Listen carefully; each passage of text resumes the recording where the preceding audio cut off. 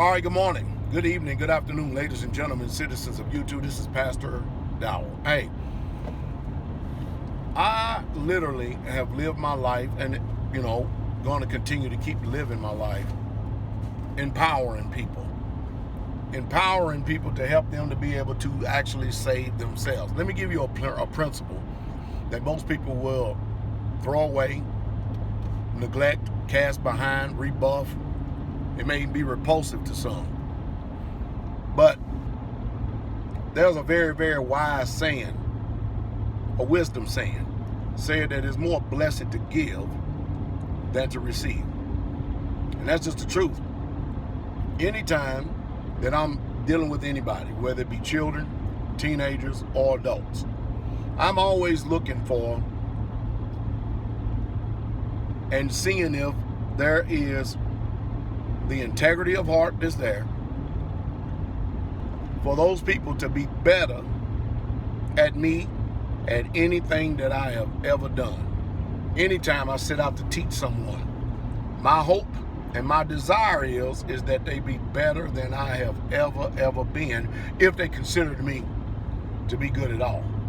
Now, a lot of people consider me to be a great man, but that's only those who know me.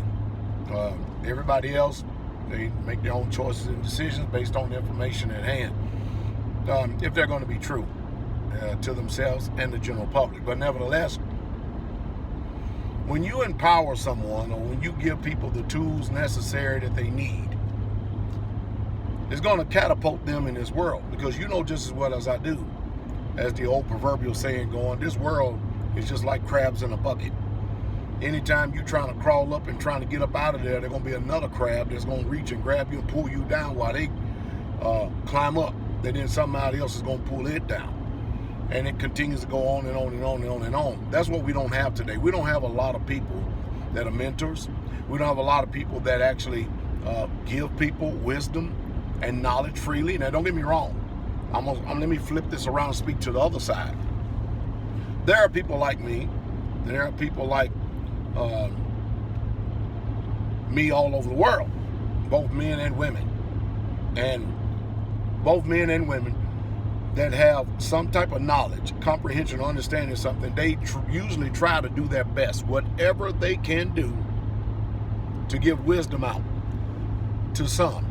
And I'm going to use some loosely.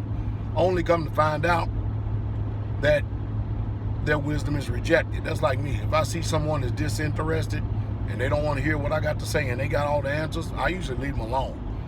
Because you don't want to pour wisdom into a bag with holes. You don't want to do that. And you don't want to cast something which is good and give it to someone that acts just like dogs. You don't want to do that. There are people out there that would attentively listen and hear what you have to say, because they'll see greatness that's in you, and then they'll want that for themselves, and not in a selfish way either. They will want it for themselves because they can also empower other people, because they have self-determination, they have the wisdom, and they have the drive. That is what we need in this world. We need more and more people. They want you to realize where you are, who you are, and you've been successful at it. To be able to don't ever forget where you come from. And never, ever, ever leave those who have also a willing heart, mind, and spirit to want to be part of and to learn and to sit at your feet. Never leave them behind.